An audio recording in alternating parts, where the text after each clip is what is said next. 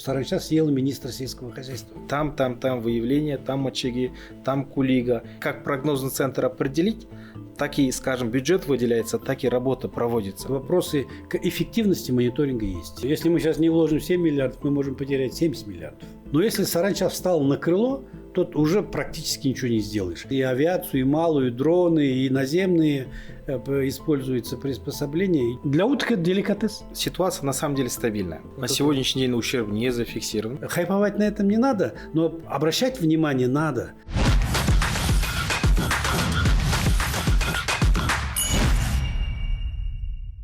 Доброе время суток, с вами ведущий подкаста «Бездна рта» Владимир Курятов.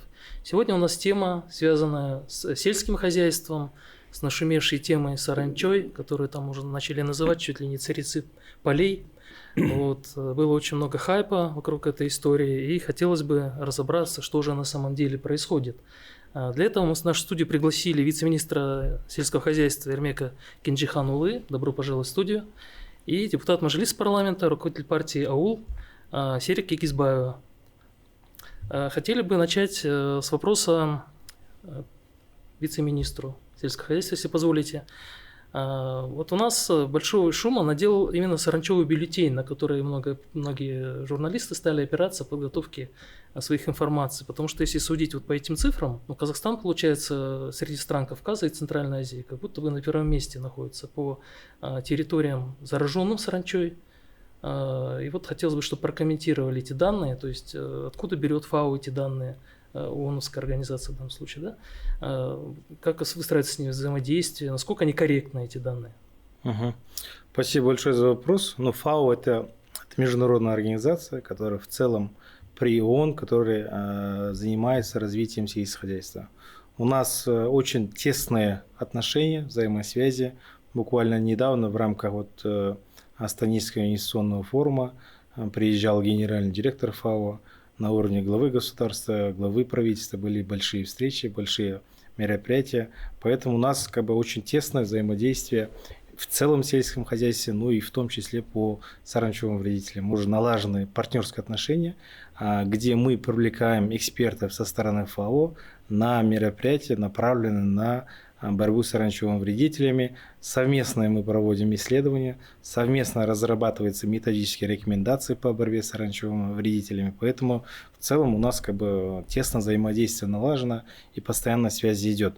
Конечно, обмен данными то же самое. Раз у нас тесные связи, поэтому никаких сокрытия фактов, никаких других цифр у нас нету. Почему? Потому что ФАО ведет мониторинг саранчевым во всем пространстве.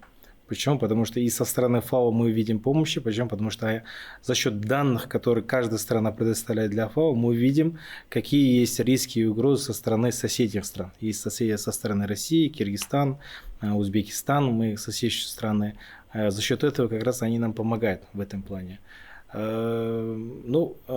что там Казахстан и большие площади, да, потому что саранчевый вредитель территории Казахстана является естественной средой обитания. Она и была давным-давно, и она будет. А наша основная задача – это не допустить массового распространения, массового размножения саранчевых для того, чтобы не навредить, не принести ущерб для наших сельхозформирования, а именно посевам наших сельхозкультур. Поэтому эта работа у нас Министерством сельского хозяйства ведется, а именно Комитет государственной инспекции является основным компетентным органом, который разрабатывает, так скажем, методические рекомендации, ведет обработку, прогнозированное обследование и мероприятия, направленные на борьбу с саранчевыми вредителями. Смотрите, здесь цифра заселенная территория. Если говорить о ней, здесь более 7 миллионов, получается, гектар. Это правильные данные?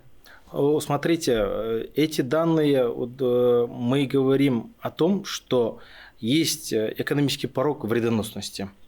Экономический порог вредоносности как рассчитывается?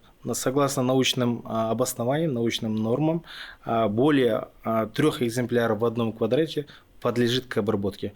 Почему? Потому что эта норма наносит вред потенциально для сельхозформирования. Все, что ниже, это у нас считается ниже порога вредоносности, соответственно, он не подлежит к обработке. Соответственно, с учетом этого наши научные институты, наш прогнозный центр составил прогноз, что в этом году к обработке прогнозируемая площадь под обработку порядка более 2 миллионов гектар. Вот за счет этого берется цифры. 7 миллионов было в 23-м, а в 24-м они пишут, что уже 11 миллионов заселенной территории именно саранчой. То есть это, наверное, пиковая, да, ситуация? Вы имеете в виду, что рост площади идет? Да. Тут, наверное, немножко зараженное слово говорить, немножко не совсем, немножко не совсем корректно. Саранча – это такой же обитатель, будем говорить, божья тварь, да? И, кстати, вот к вашему вопросу, что есть мнение, что Казахстан там больше всех. Так мы же, тогда надо смотреть в масштабах. Территория. Мы не только в Средней Азии, мы в мире по площади 9-я страна. По площади. По площади, да? Мы одна из крупнейших по территории стран. Соответственно, и масштабируется вот так. Мы и больше территории обследуем, мы и больше территории как бы обрабатываем. И в этом я, например, какие-то пропорции такие вижу. И что говорить, что только в Казахстане, по сравнению с другими соседями, это, я думаю, не совсем корректное сравнение. А вот если говорить о фазах развития, да? Саранча имеет 5 фаз, насколько я знаю. Вот мы сейчас в какой фазе находимся? У нас, как уже Сергей Ахматович отметил, страна большая, территория позволяет расположить. Вот у нас, если саранча делится на нестадные и стадные саранчевые, то стадным саранчевым у нас 3 вида распространены, общераспространенные. Это у нас азиатка, это итальянка, это у нас мароккская саранча. А по нестадным саранчевым у нас более 200 видов нестадных саранчевых распространенных. Если мароккская саранча, если взять, то мароккская саранча уже все стадии перешло, уже он со стадии имага, он уже перешел к закладке яиц. Вот на сегодня на такой стадии. Если брать итальянский прус, то в северных регионах итальянский прус возраст составляет от 3 до 4. Где-то уже переходит на стадию имага. Если взять азиатскую саранчу, то возраст только составляет в среднем где-то 2-й возраст, где-то только начинается 1-й возраст, где-то отражение на северных регионах вообще не началось. Поэтому все зависит от какого вида саранчи и какой регион. А стадия имага это какая стадия? Стадия это последняя ига. 5-я? 5-я. После 5-го имага, когда уже крылья обрастаются, на крылья встает, это уже стадия имага у нас. Я бы для наших зрителей, просто, вот говоришь, простыми словами объясните, да? Сейчас мы там научно рассказываем, если, я надеюсь, нас будет смотреть большой круг зрителей, которые заинтересованы в этой ситуации, в том числе фермеры. Она условно можно так сказать, когда саранча идет в стадии кулиги, то есть она где-то до 6 недель, она просто по земле ползет, прямо с семьей, да? И когда саранча встает на крыло. Когда она уже представляет, да, она может лететь, и главное, в этой фазе с ней уже бороться какими-то методами мало эффекта дает. Больше эффекта дает, когда она только начала, это стадия от 1 до 6 недель. Вот я свою трудовую деятельность просто начала агрономом отделения сельскохозяйственного, это 80-е годы прошлого столетия. И вот только снег, прогалины появлялись, вот только снег начинает сходить, саранча начинает уже двигаться. Но она в стадии личинки, только-только отрождается, она еще не летает, образно говоря, она ползет просто по земле и начинает есть то, что из-под снега вышло. И вот поэтому тогда в те годы службы хорошо тоже работала превентивно, да? Мы эти карты составляли, ее эффективно можно в этой фазе обработать. И все, чтобы она на крыло не стала. Но если саранча встала на крыло, то уже практически ничего не сделаешь. Вы же даже, знаете, даже в библейских, да, рассказах про саранчу, казнь египетской, да, поднимались такие, когда солнце закрывали. То есть ты тут никакой ни химии, ничем не сделаешь. И вот именно разница в этом, в стадиях 5-я, 6-я, среднему тому же фермеру какая разница? И ему самое главное, чтобы саранча не прилетела. А для госорганов, которые этим вопросом занимаются, главное успеть, чтобы саранча не встала на крыло. То есть сразу ее купировать, ее риск, когда она еще. А в какой период она встает на крыло? Ты же говоришь, от 1 до 6 недель. До 6 недель. То есть вот весна, да, а потом. Да, весна. Полтора месяца она набирает вес, силу набирает, питается, это весной идет. И где-то на 6-7 неделе любой вид саранчи стадный начинает вставать на крыло. Вот тогда уже создают проблемы. Жизненный цикл саранчевых составляет от 1,5 месяца до 2,5 месяца. От чего зависит? От природных факторов. климатические факторы. Если, скажем, природная температура составляет более 30 градусов, соответственно, комфортная среда, соответственно, он быстро растет. Соответственно, быстро нарастает крыльями и начинает быстро летать. Если там дождливая, холодная погода, соответственно, рост приостанавливается. Поэтому вот таких природно-климатических факторов очень много при борьбе с саранчевым вредителем. Но при этом саранча еще как бы активно себя ведет до минус 5. Представляете, у нее какая приживаемость? Вот после минус 5 она как бы начинает уже вот останавливаться. Самой низкой температуры. И до плюс 50 она себя прекрасно чувствует.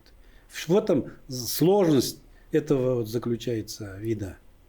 Вот депутаты партии АУЛ наверняка много ездят по регионам. Конечно. И что говорят фермеры по этому поводу? Фермеры, ну, что могут говорить? Если саранча на поле пролетела, все это значит нет урожая. Естественно, вот в этом году тут я, конечно, и как депутаты мы это держим на контроле, и периодически рассматриваем эти вопросы, в том числе на комитете по аграрным вопросам парламента. Вот, и мы мониторим деятельность, конечно, правительства в лице Минсельхоза.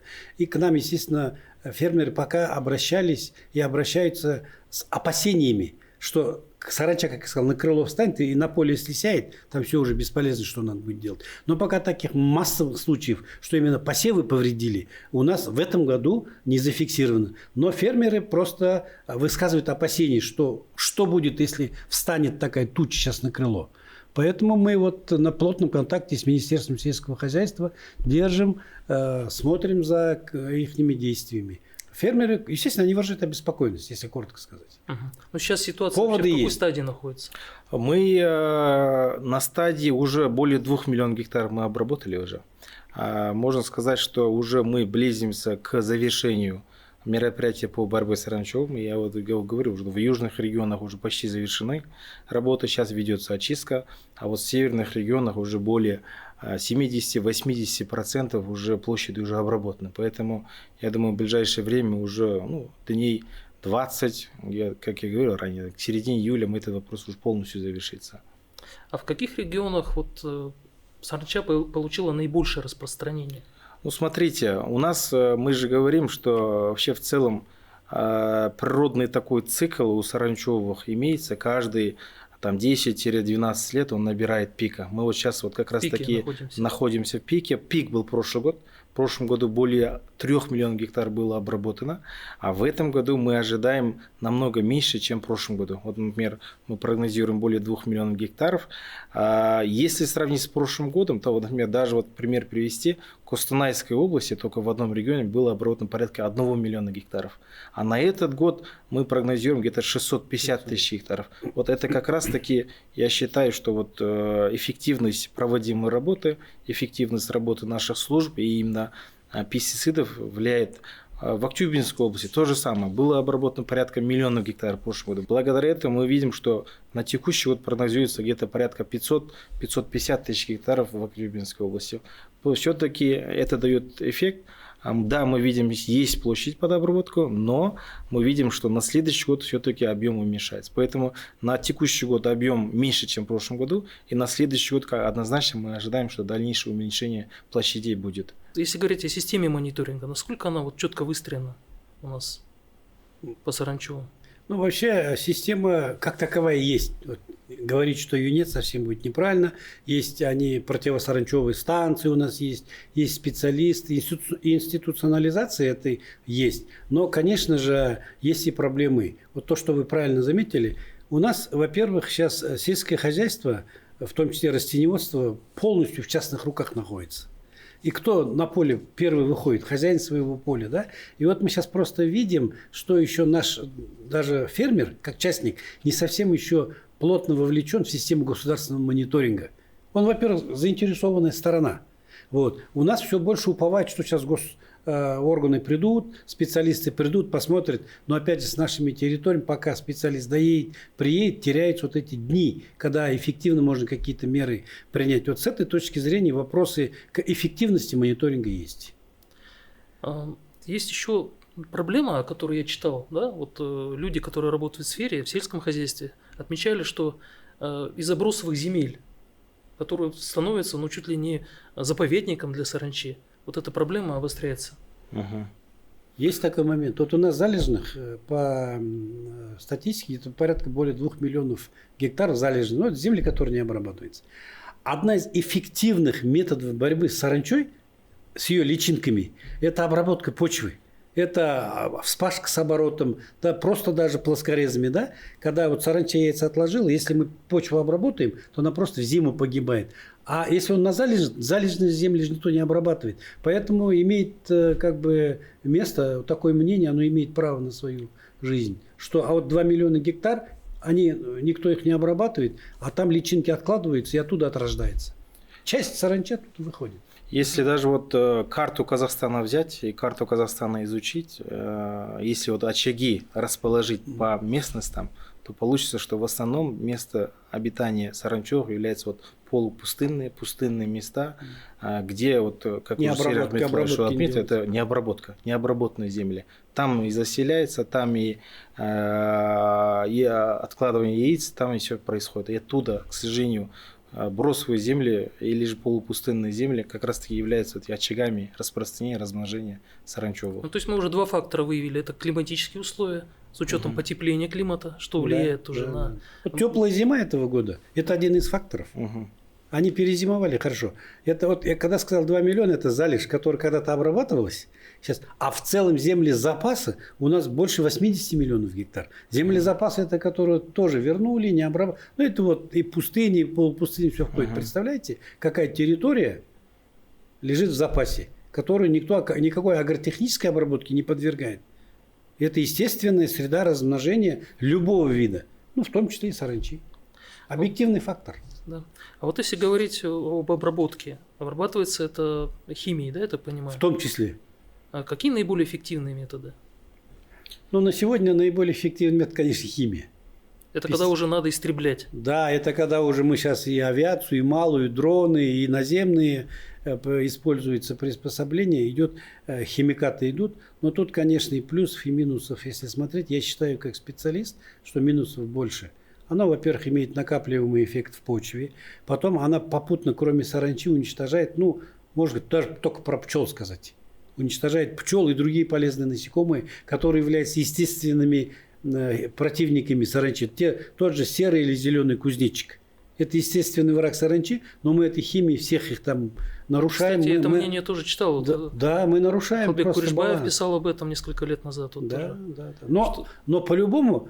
Сейчас эти площади, эти масштабы на сегодня более эффективного, хоть и вредного, чем химии, ничего нет. Уже просто деваться не Да, есть биохимия, она по времени дольше работает, но и не такой быстрый эффект не дает. Это как вот когда лекарство, температура приподнялась, что мы делаем?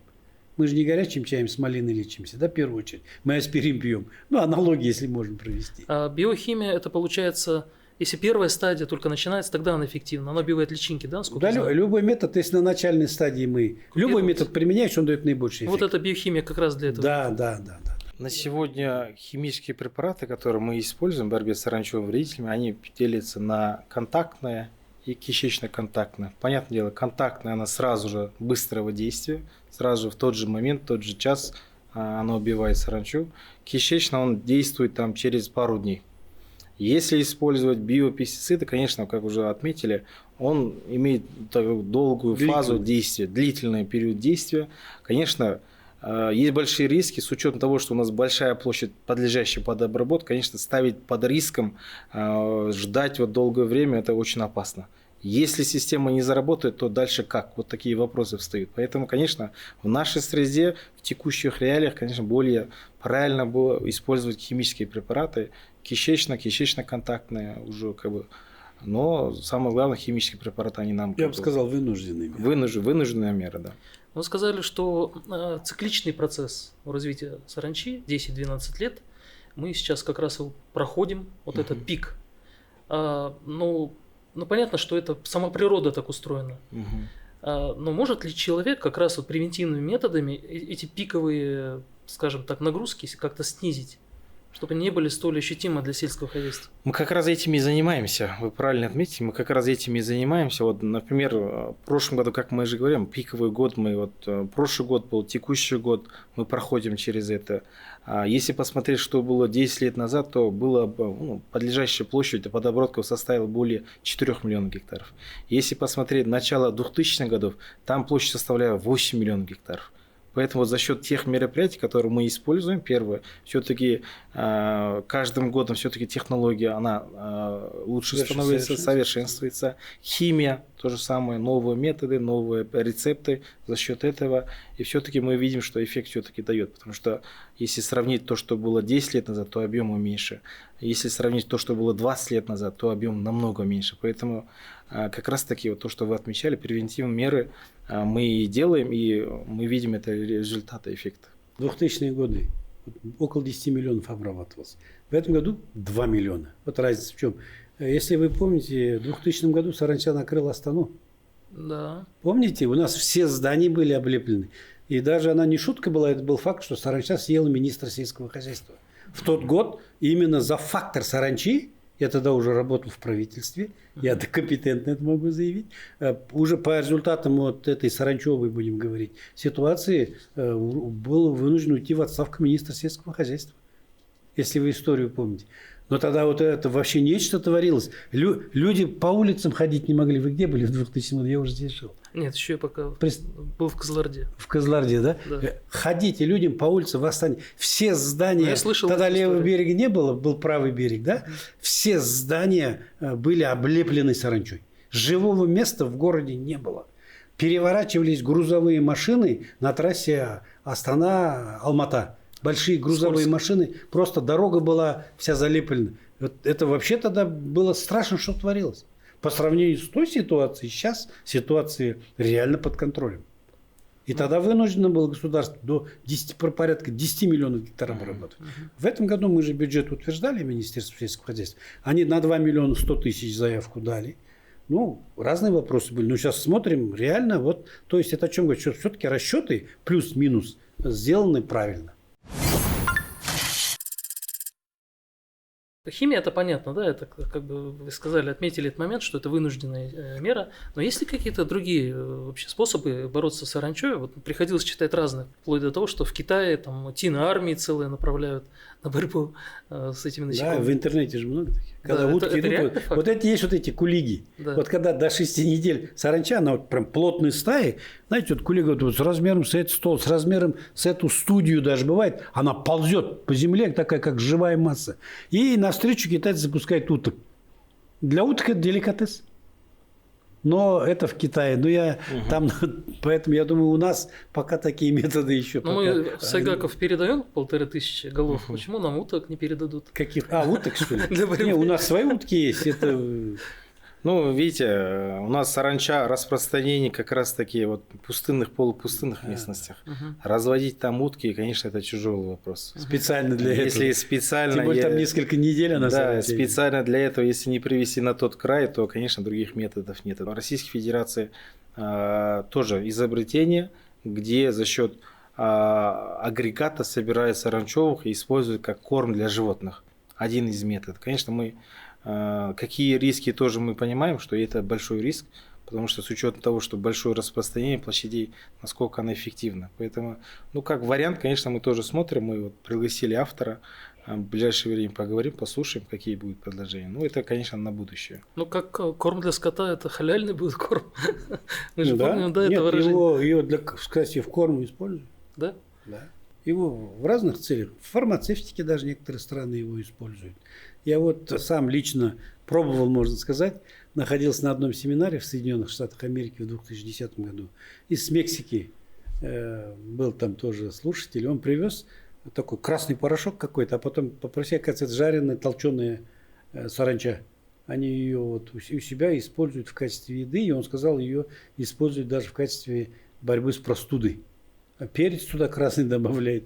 Поэтому это... Кстати, вот это она действительно на 70% состоит из белка чистого. Ну, Ну, это интересно. То есть есть различные методы использования. А какие методы борьбы еще есть? Вот, может быть, наука свое слово скажет. Есть агротехнические, биопестициды, методов много. Вот наука недавно вывела, ну, по крайней мере, тоже приходилось читать о том, что феромонные ловушки можно делать. То есть стаи сбиваются за счет... Это на маленьких участках. На маленьких, Это да? на маленьких. Это если небольшое крестьянское хозяйство или небольшая какая-нибудь дача, огород тут налетел, ставит электроловушки есть, феромонные ловушки есть. Но это не для наших территорий.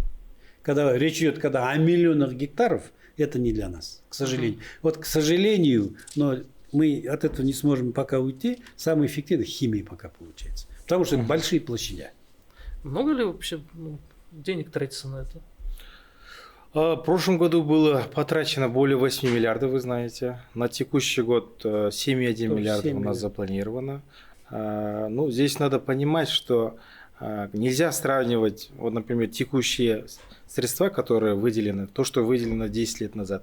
Почему? Потому что все-таки есть инфляция, есть понятие, что идет удорожание пестицидов, есть удорожание со стороны услуги, поэтому на текущий момент 7,1 миллиард предусмотрено со стороны бюджета, но эти все мероприятия на что? Первое, мы закупаем химикаты. Второе, мы нанимаем технику. Третье, мы нанимаем людей, которые в это время днем и ночью работают на площади, на местах и занимаются обработкой. Поэтому в принципе, все цифры, они обоснованы, они проходят согласование через Министерство финансов, проходят через все наши депутаты, через парламент, поэтому они цифры обоснованы. В конце концов, это нужно для того, чтобы не нанести ущерб сельскому Нет, хозяйству. конечно. Если мы сейчас не вложим 7 миллиардов, мы можем потерять 70 миллиардов. Речь об этом идет. Тут Сейчас, это, понимаю, ущерба нет.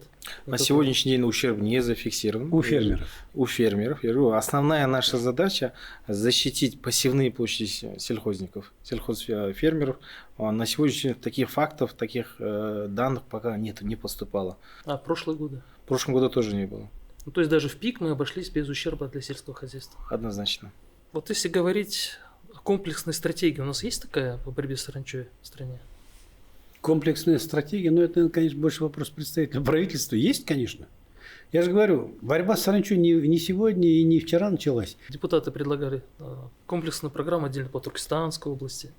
Ну, это в Мажилисе обсуждалось. Не, ну это да, это с учетом специфики каждого региона. Там даже виды саранчи разные. Вот я говорил, 3 вида саранчи есть. Они разные, но хотя ущерб, в принципе, одинаковый идет. У каждого региона своя. Туркестан – это вот где быстрее отрождается. Там температурный режим, там климат мягче. Там и быстрее эта проблема назревает, допустим, чем в той же Актюбинской или Костанайской области. Поэтому это как один из вариантов обсуждался. Но я думаю, стратегия должна быть в целом государственная. Мы не можем же каждый регион отдельно, на каждый отдельный регион. Должны общие принципы быть. И вот в этом плане как раз вы вот в курсе, я вижу, этот вопрос, когда мы в парламенте обсуждали, мы порекомендовали тогда Минсельхозу вообще пересмотреть полностью подходы к стратегии борьбы, да, и вот сейчас они нам внесли проект. У нас сейчас на сегодня какая система? У нас мы считаем, что система борьбы, вот в данном случае с саранчой, сильно централизована. Все решения принимаются в министерстве. То есть пока вот фермер обнаружил, пока он сообщил в район пока сообщил в область пока сообщила в министерство, вот эти 2-3 недели пролетают, и пока решение в обратку идет, уже саранча, как я говорил, становится на крыло, и эффективность борьбы с ней падает. Мы порекомендуем, сейчас и Минсельхоз и сам к этому пришел, сейчас предполагается передача функций по принятию решений местным исполнительным органам. Правильно, да, Эрик? Вот сейчас мы этот вопрос будем рассматривать, наверное, там потребуется даже законодательные решения принимать, но мы как парламент это поддерживаем. То есть местный исполнительный орган быстрее, оперативнее может принять речь. Минсельхоз, правительство в лице Минсельхоз должны такие системные меры принимать. Бюджет, какие-то решения принимать, но оперативные действия надо отдать на места акиматам. Сейчас все централизовано в Минсельхозе. Вот это мешает оперативному принятию решений. Но Минсельхоз отреагировал на рекомендации парламента, и я думаю, даже в этом году это решение может быть принято. То есть акиматы, в принципе, могут и финансировать сами, да? Нет, смотрите, в целом система фитосанитарной безопасности из чего она состоит? Первое, есть у нас прогнозный центр, который занимается обследованием. Они все во всех областях, есть у нас филиалы, они проводят осеннее, весеннее, летнее обследование, прям ногами проходит по всем полям и определяет площадь заселения саранчевых вредителей. На основании них составляется прогноз, на какую площадь. Определяются методы борьбы. Использование, скажем, наземной техники, использование самолетов или других технологий. На основании этого мы закладываем бюджет. И после этого мы уже определяем подрядную организацию, которая будет со своей техникой и пестицидами проводить обработку. В этом ключе, видите, у нас подключены и центральные органы в лице Министерства сельского хозяйства, есть у нас прогнозный центр и подключены местные исполнительные органы, которые почему они на местах нам помогают проводить совместное обследование и контролировать, скажем, проводимую работу по борьбе с саранчевыми работами. Самая основа, я бы считал, вот здесь это работа, которая проводится прогнозный центр. Все-таки как прогнозный центр определить, так и, скажем, бюджет выделяется, так и работа проводится, можно сказать. Поэтому мы вот основной акцент им выдаем. Вот мы им помогаем, у нас, вот, например, прогнозный центр, штатная единица составляет более 1000 человек. Но этого мало. Мы для этого подключаем дополнительно из местных ресурсов исполнителя, мы подключаем в целом местности фермеры для этой работы. Вот на текущий год 4500 мы подключили, чтобы они совместно с нами проводили обследование и нам показывали там выявление, там очаги, там кулига. И вот оперативно обрабатывающие мероприятия. Комплексная задача, которая перед нами стоят, ряд реформ, который был как раз-таки вот инициирован со стороны депутатов. Сергей Ахматович один из инициаторов. И этот вопрос пока обсуждается. Мы совместно вот с правительством, с парламентом будем дальше обсуждать этот вопрос. Вот мне почему-то представилось, когда вы сказали о том, что вы предлагаете более гибкую систему для принятия, в том числе решений, финансирования их, мне почему-то показалось, что можно что-то сделать наподобие, как вот с удобрениями, да, когда финансы поступают в местные исполнительные органы, их распределяют уже напрямую. И даже заводом напрямую отправляют. Слушай, мы предлагаем и бюджет, и штаты даже предлагаем отдать. Но что получится? Тогда ответственность надо будет разделить местным исполнительным органам. Сейчас-то они вот сидят и больше, наверное, там, когда ситуация уже выходит, говорят, это вот мы центр решений принимаем. А сейчас и на них мы часть ответственности предлагаем передать. Но они готовы. В этом ключе мы изучали международный опыт. У нас вот есть опыт и Китая, есть опыт и Узбекистана, есть опыт России. Каждая страна отличается. Узбекистанский опыт что подразумевает? Он подразумевает полностью, скажем, в рамках одной службы все мероприятия проводятся. И прогнозирование, и обследование, и обработка, и контрольная функция в рамках одной службы. Чем отличается Китай? Китай отличается тем, что функции по обследованию мероприятий полностью переданы на местный уровень. На местном уровне проходит. В России система еще отличается чем? Они начинают реагировать, когда они видят конкретно угрозы посевам, вот тогда начинают реагировать. Вот различные... Какой модели вот лично вы склоняетесь? У нас такой гибридная модель. Мы и работаем на центральном уровне, и мы подключаем местные исполнительные органы на местах, потому что на местах создаем штаб. Вот как уже правильно отметил Сергей Ахматович, на местах все-таки более оперативно, они на месте находятся, им виднее, где саранча находится, какую технику переключать, каким образом обработка на местах виднее. Централизованно, конечно, более функция такая координирующая, контролирующая и более такая стратегическая направленная. У нас такой подход в этом направлении. Если в целом резюмировать, можно ли сказать, что ситуация с саранчой отчасти, то, что такой шум поднялся, отчасти связано с тем, что как раз-таки большое внимание со стороны и блогеров, со стороны СМИ. То есть, если спросить, допустим, фермера, что для него сегодня важнее и что доставляет наибольшее неудобство, это саранча или те же сайгаки или еще что-то, что он ответит? Я уже это не шутка. Фермер сейчас, если этот вопрос задать, саранча или сайга, он сейчас скажет, выплатите мне субсидии, в том числе на приобретение тех же летательных аппаратов, дронов. Да, вот. Кстати, хорошее решение Минсельхоз принял. Новые дроны есть, 25% субсидируется, и сельхозформирование сами могут себе приобретать. То, что вот вы спрашивали, а может ли сельхозформирование само делать? Конечно, любая угроза, она от масштабов зависит. Любая угроза, любое заражение, будь то саранчевые, либо другие виды. Поэтому фермер, сейчас если его спросить, на сегодня, конечно, его беспокоит, саранча пролетит на поле или нет. Но они же видят, какие меры предпринимаются. у блогеров, я считаю, что они тоже свою роль выполняют. Знаете, привлекать что... внимание к этому. Да, как бы белый шум я называю. Белый шум, если не поднимешь, хайповать на этом не надо, но обращать внимание надо. Поэтому и блогеры... Дитя не плачет, мать не разумеет. Да. Блогеры свою задачу тоже, наверное, выполняют, но каждый по-своему. Поэтому каждый свою лепту вносит. Но государство, по-любому, я считаю... Но главное быть объективным. Да, главное быть объективным. В информационном поле мы тоже работаем. Однозначно, это для нас важно. Они нам помогают в части того, что они как для нас, как обследователи. Они нам дают сигналы, что вот там есть очаги, там выявление. И вот как раз за счет оперативного реагирования мы гасим эти очаги. Поэтому мы вместе работаем. И TikTok, и Instagram, и Facebook страницы везде мониторим совместно с местными исполнительными органами. В принципе, ситуация на самом деле стабильная. Мы в прошлом году прогнозировали текущий объем, что более 2 миллионов гектаров составит, скажем, площадь под обработку.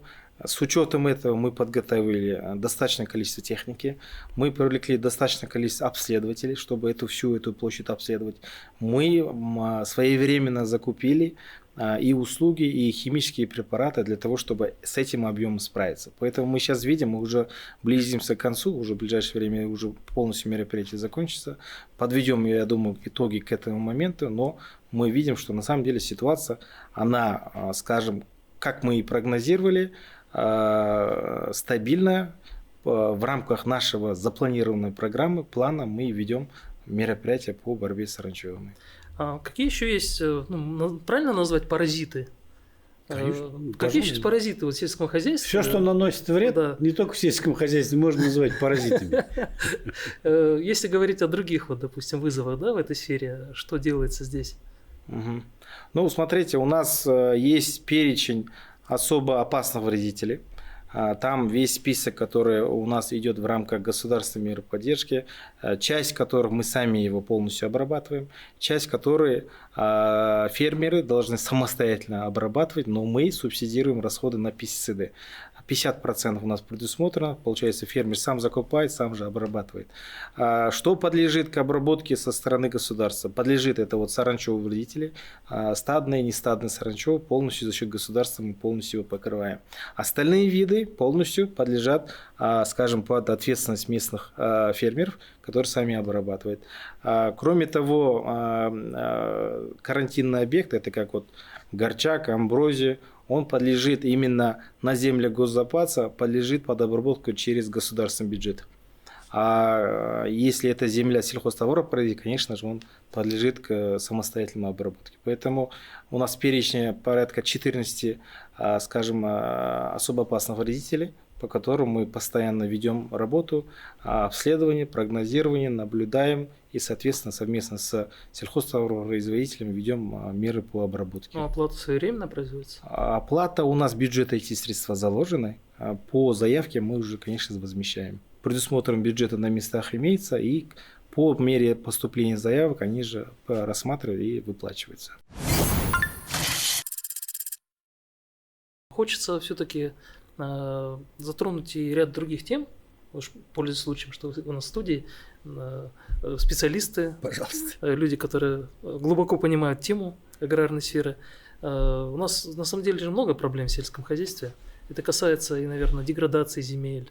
Это касается, сайгаков, понятно, уже много обсуждали. Здесь тоже ситуация такая двоякая. То мы решаем их как-то регулировать, ищем методы, то вдруг не надо отстреливать. То есть здесь и зеленые свой голос обозначили. То есть, я понимаю, что довольно сложно решать все эти вопросы. Вот если говорить о урожайности, об, допустим, удобрениях, целый комплекс вопросов. Коротко, если по каждому из них реперно обозначить. По деградации, что у нас с землей происходит? Давайте я коротко скажу. Да, эта проблема есть. И на это тоже определенные службы при той же Организации Объединенных Наций, тоже ФАО такими же проектами занимается. У нас, к сожалению, порядка 90 миллионов гектар подвержены деградации, в том числе опустыниванию. Но программы борьбы, они больше сейчас идут через Министерство экологии, это вот борьба с опустыниванием, это тоже Саксаул, это тоже Приоралия, допустим, да, вот. Но деградация у нас еще происходит, к сожалению, и как техногенный фактор в результате деятельности человека. Один пример просто приведу, бытовой я его назвал. Мы в прошлом году приняли закон о пастбищах. Вот раньше в свое время была система выпаса скота. Вот вокруг поселков паслись вот эти коровы, которые ты там подоил, и там пару барж. Другие на отгон отправлялись, система целая работала. Когда все эти хозяйственные связи в 90-е годы разрушились, сейчас население, совхозов нет, колхозов нет, кто как хочет пасет. И мы сейчас наблюдаем вокруг крупных населенных пунктов, а у нас больше 6 тысяч сельских населенных пунктов в стране, идет вот это вот деградирование именно пастбищ и сенокосов вокруг населенных пунктов. И там объемы достаточно на сотни тысяч гектаров идет. Что это? Это результат хозяйственной деятельности человека. Мы попытались это в прошлом году в законе о пастбищах отрегулировать. Передали эти полномочия местным маслихатам и акиматам. То есть мы хотим до населения довести, что вы сами землю около своего поселка как бы качество ее теряете. Но, к сожалению, вот все-таки тенденция эта у нас никак мы ее переломить не можем. Вот проблема есть. Мы своими руками, а чтобы восстановить почву, там сотни лет нужно. Плодородие, бонитет, да? 1 сантиметр почвы, чтобы восстановить, там порядка 78 лет, 80 лет нужно. Представляете, какой долгий процесс это?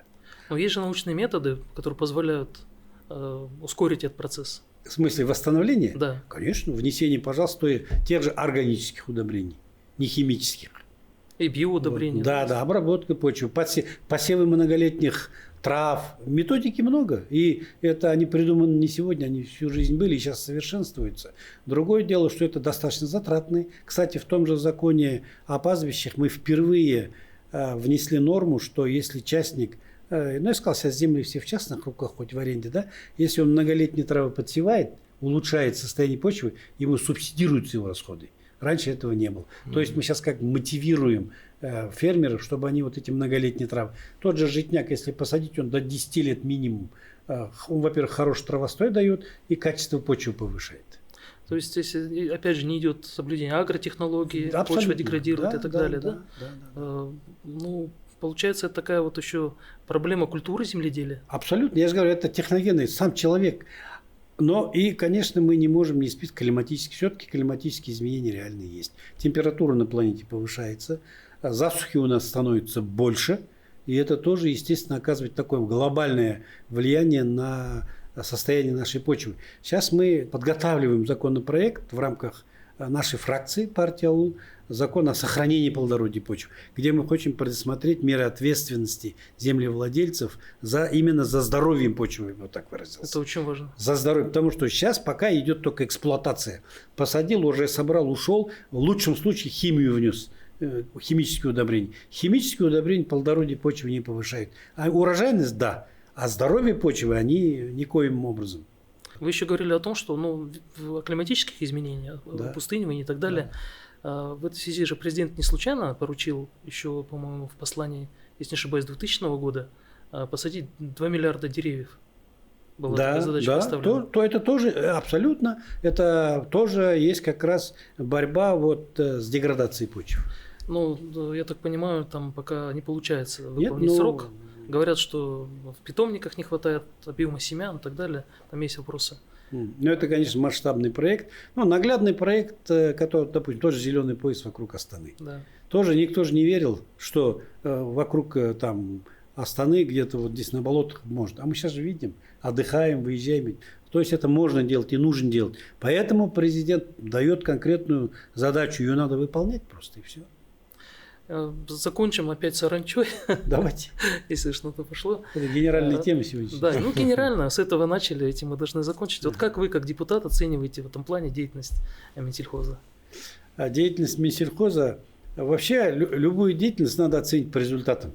И тут я согласен с коллегой, вот мы же каждый день на связи с фермерами. Вот такого прямого ущерба, конечно, в кавычках, мы говорим, вот, чтобы нас правильно наши зрители тоже поняли, именно посевом, культурам, на которые затраты пошли, на которые мы ждем урожай, то именно прямого ущерба нет.